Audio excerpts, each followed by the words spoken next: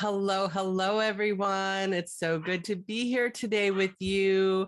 My name is Miri Pizann. I am a gluten-free coach and consultant, a gluten-free mentor. Some people call me a life coach, whatever you want to call it, that's me. I am here to help you.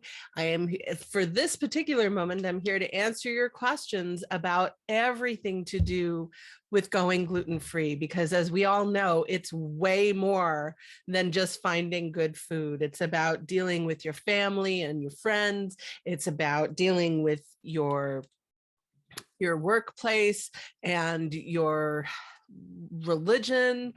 There's all kinds of different ways that being gluten-free affects all of us. And so my job is to help you work through that so that you have delicious food to eat all of the time, you eat safely, and you're also able to navigate through all the rest of your life while doing all of that. And you know what? It's a lot.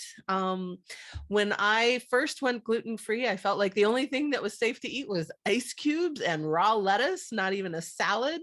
And, I don't want anybody else to feel that way because it was a pretty awful feeling.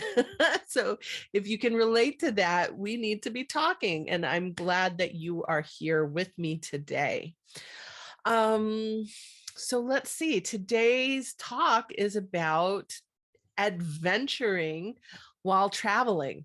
And it can be really scary to feel to go travel because, oh my gosh, even if you are an established veteran of the gluten-free adventure, when it comes to travel, you're going to be outside of your safety zone. You're not going to have you don't know whether you're going to have the foods that you're familiar with. You may or may not have access to a kitchen that will have clear of cross-contamination. There can be a lot of things floating around in your head when you're trying to get all of that figured out. So I wanted to talk with you about that. Now, obviously, the easiest way to do gluten-free while traveling is a road trip, because you can bring all of your food for the entire trip in the car. Just pack it up. That's actually one of my most favorite things to do. That's like my favorite way to travel. But then I've always loved road tripping, so I will, anytime that we're going to hit the road for anything more than like an hour, I will go to my grocery store, my health food store, and I will just buy all of the travel junk food, whatever, anything that I feel like is going to be really good to have on the road with me, easy to open, easy to eat, it's not going to get your fingers sticky or whatever. And it just all goes in the car.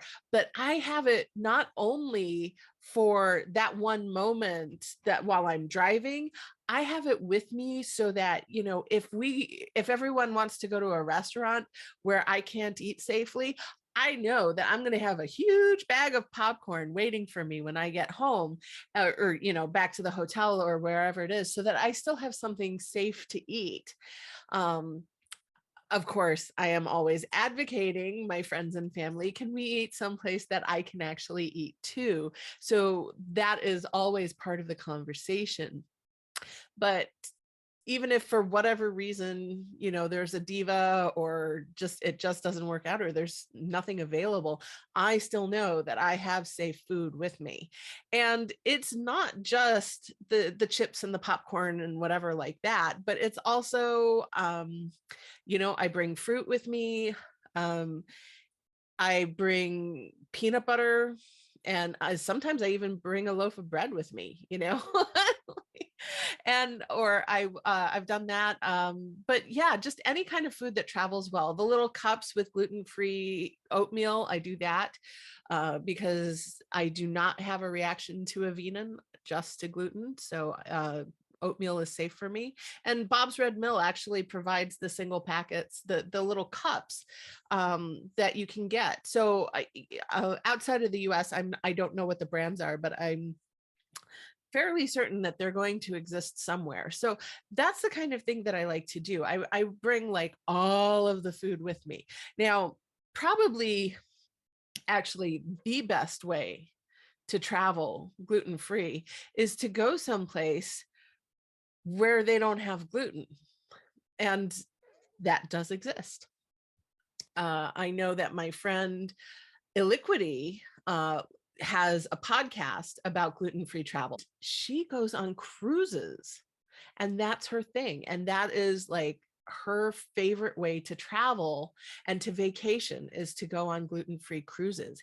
And she actually knows a travel agent who specializes in setting up gluten-free cruises and getting people connected that way. So that is like, that's probably like the easiest, like, you know, you're just going to hit the easy button. That's it. Go on a gluten-free cruise, and everything that's on the ship is gluten-free. And because it's gluten-free, they also understand about other food allergies. So if you do have multiple, this is something that you can talk to the cruise line about. In fact, a friend of mine is, let's see, she's allergic to soy and chicken and pork.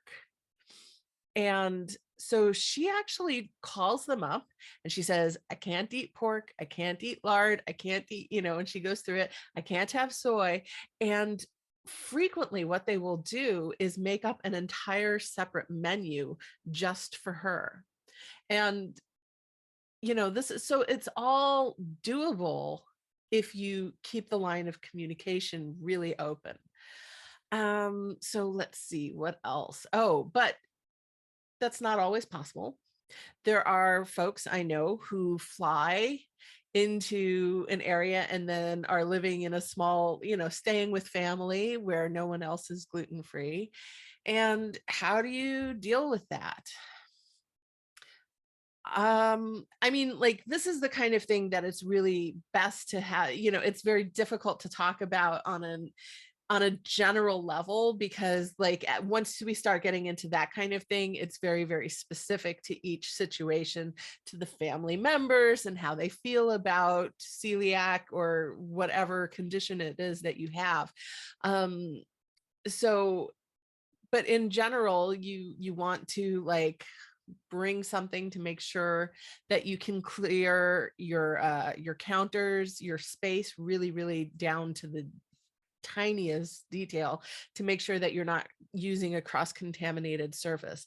One of the things that I love doing with that is using microfiber. I am constantly using microfiber cloths to clear surfaces. Now, there is not much gluten in my particular household. There is a little tiny bit because, you know, there are some snacks that I buy that are just for my husband, but he keeps those in his office away from me.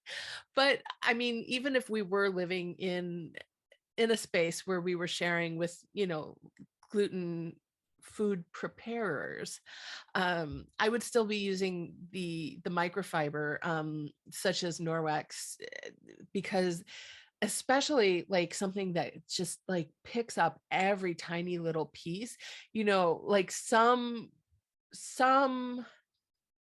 microfiber cloths can clean a surface so well that it can pass restaurant requirements. So it can be pretty amazing.